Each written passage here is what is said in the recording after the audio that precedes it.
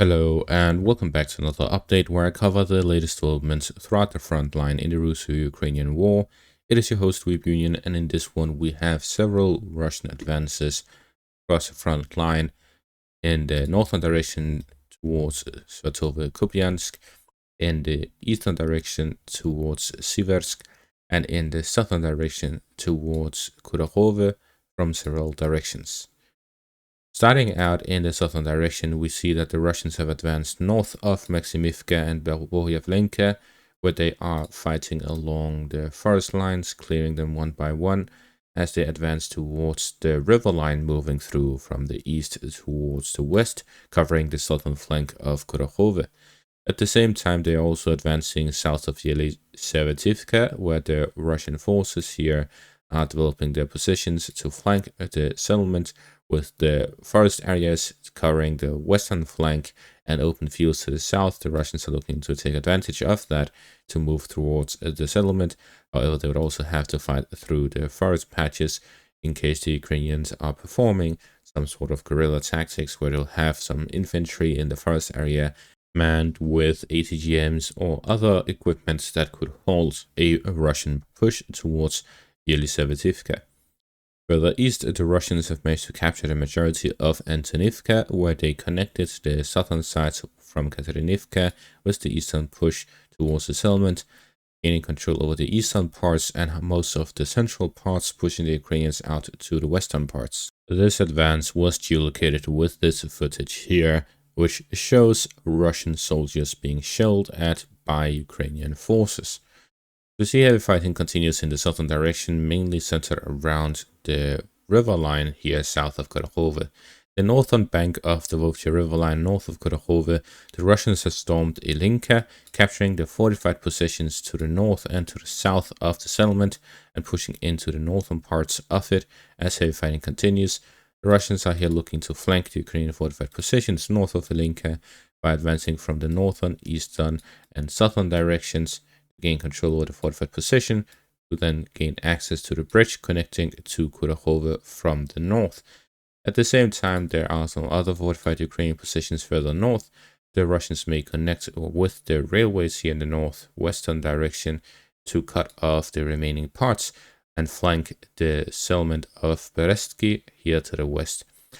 There's only Ilinka and Berezki left remaining as settlements under Ukrainian control north of the Volkhya river line near Kurakhove, and with this the Russian forces have closed off the majority of the pocket which was created here in the northern flank. A bit further north, the Russians have managed to capture the settlement of Novo-Oleksivka, where they have managed to gain full control of it and are now pushing towards Yurivka and further west to flank the fortified positions of the Ukrainians north of Novodimitrivka, and the Russians continue their offensive operations in this direction as well. Zooming out in the direction of Kurakhove, we see that from the northern direction, the Russians are advancing towards Pokrovsk, and in the southern direction, the Russians are advancing towards the river line south of Kurakhove, establishing their positions alongside it. In the central direction, the Russians are flanking Kurakhove itself, moving along the fortified positions north of the settlement to then flank it from the rear. So we see that the majority of the fighting is either moving towards Kurakhove or Pokrovsk, and there's not a lot directly to the western direction. The main reason for this is that the Russians wanted to close off this forming pocket before they move onwards in a western direction. However, to close it off, they need to connect the northern and southern sides. For this, there will be fighting near Rusliv, where the Russians will storm the settlement. Otherwise, they'll have a difficult time closing it off. Alternatively, the Russians could look to do as they have been doing and leave a gap where the Ukrainians can exit from, considering the fact that the Russians with control over Ilinka and Berezki would be able to establish strong firing positions north of Kurakhove, located in the high ground with the river in between the two sides, meaning there's no cover for the Ukrainian soldiers.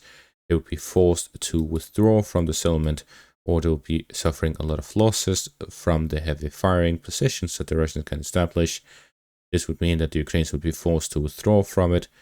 The Ukrainian soldiers would then withdraw towards Kurakhove from their positions along the river line. towards the settlement and then withdraw from Kudrove thereof, or move along the river line itself towards the rear. In either case, the Russians would like to increase the pressure along the river line to attack the Ukrainian forces moving around, and at the same time create some firing positions north of Kudrove, force the Ukrainians out of Kudrove, while they leave the gap itself open, where they can simply bombard the Ukrainian positions during their withdrawal.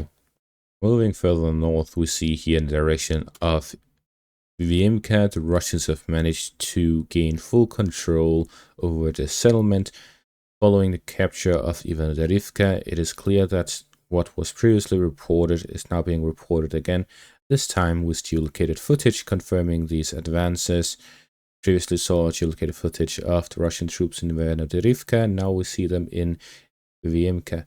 So we see heavy fighting taking place here in the southern flank of Siversk, following the direct assault towards Verkhnokamianske, which ended up in a stalemate as Russians failed to gain full control over the settlement.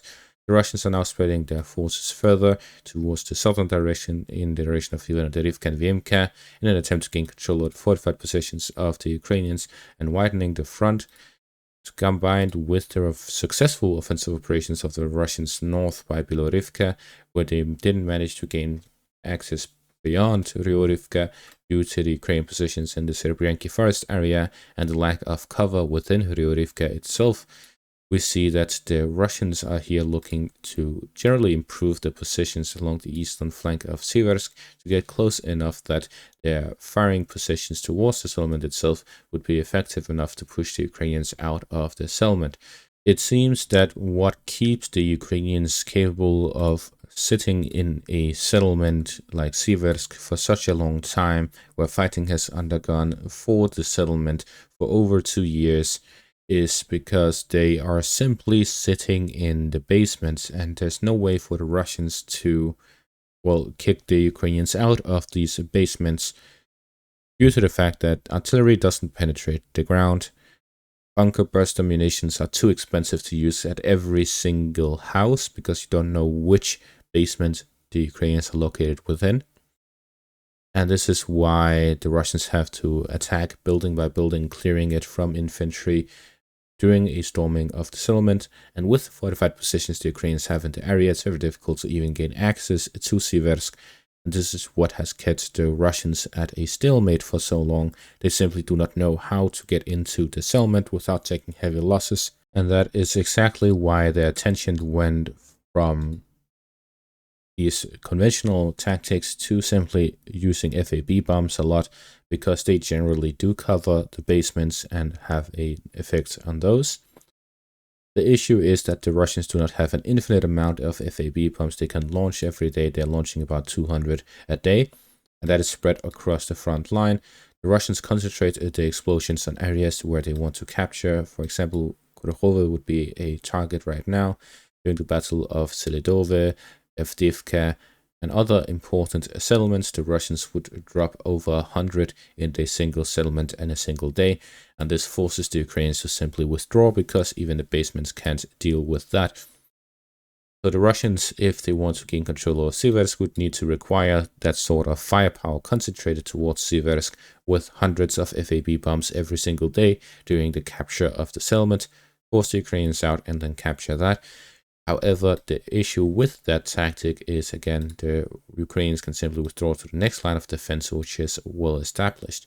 This is why the Russians are not prioritizing Siversk and are instead prioritizing Chasiv Yar. Gaining control over that would allow the Russians to flank the Ukrainian fortified positions along the canal and take control of the high ground, to then cut off the supplies towards Siversk and force a Ukrainian withdrawal from it. And this is why the Russians are here concentrating their forces in Chasiv Yar, and likewise the Ukrainians are also concentrating their forces in the Chasiv Yar direction, where the heaviest fighting in this section here is taking place, is exactly there at Chasiv Yar. And this is why I actually think it's very interesting that the Russians are launching these offensive operations to the south of Siversk, because it could indicate that the fighting in Chasiv Yar is nearing its end. What we have seen in the Chesev Yar direction is that the Russians are flanking the southern flank of Chesev Yar, moving towards Stupushki to cut off one of the supply roads in and out of Chesev Yar from the southern direction. At the same time, they've managed to gain control over the eastern district of Chesev Yar, meaning that they're in a position where they can start storming the center, but they haven't done so yet as they're still clearing the basements in the eastern parts. And at the same time, they have a very wide crossing now under their control. The Russians are clearly here looking to launch a large-scale offensive towards Chesev Yar to gain full control over the settlement. To do this, they are working on the flanks of the settlement. There is two main supply directions. There's the southern flank, which the Russians are now fighting to gain control of, which would be gaining control over Stupushki, the fortified positions west of it, and the area which they already control. Stupushki, we can see that there are several roads going into Chesev Yar from that direction, and from the fortified area there's one there as well. Russians gain control over both of these, connecting with the fortified positions nearby. They'll be able to cut off the southern flank completely. In the western direction, there's the settlement of Chevone and Podilske, as well as Mykolaivka. All three of these have a lot of roads, an entire road network connected to Chesev Yar, and then there's the railway that goes through the center. It is clear that the Russians would like to gain control over the northern flank of Chesev Yar, move towards the rear of it through the railway as they pressure the Ukrainian forces in the central parts, at the same time as they flank the southern parts, cutting off the supplies there, forcing the Ukrainians into a withdrawal due to the lack of supplies being able to be sent, as the remaining roads would be under fire control of Russian forces and the city would be in a operational encirclement. So we see that the Russians are now going to be focusing their forces in the southern and northern flank, both towards Stupushki and the northern district of Chesev Yar, as that is their objective, to flank the Ukrainian positions, cut off their supply lines, operationally encircle the city, push the Ukrainians out. Moving further north, we see here in the direction of Lushivka, the Russians have managed to capture the remaining parts of Kozlenikivka and are now moving into Lushivka itself. The Russians are continuing the offensive operations following the capture of Krylyakivka in the northern direction towards Kupiansk itself, after successfully isolating the Kupiansk section east of the Uska River line from the remaining parts of the Ukrainian positions east of the Uska River line. With this buffer zone being between the Russian and Ukrainian forces, the Ukrainians would be unable to properly rotate their forces between the northern and southern directions, and the Russians would be able to concentrate their forces in one direction, isolating the Ukrainian forces, hitting their supplies, and forcing them to withdraw to the western bank of the Uska River line and put Kupiansk under threat of a Russian assault. Gaining control over Kupiansk would allow the Russians to have a crossing over the Uska River line, which they can use to develop further offensive operations, especially in combination with a new Kharkiv offensive that could be launched in the northern direction if the Russians plan on that. Otherwise, they can also combine crossings from Devorishna in the north, Kupiansk in the center, and Zinkove in the south to create a large enough beachhead across the Uska River line to flank the Ukrainian positions in the remaining parts by pushing towards Izium in the south and Volokhy Yar in the west. We see generally that the Russians would be able to develop successful offensive operations across the Uska River line if they manage to close this pocket in the Kupiansk direction and gain control over the settlement itself. And that is going to be all for this update. Thank you all for watching. Make sure to leave a like, subscribe, and check out my YouTube membership and Patreon for additional content. Thank you all for the members supporting me so far. Thank you all for watching and have a great day.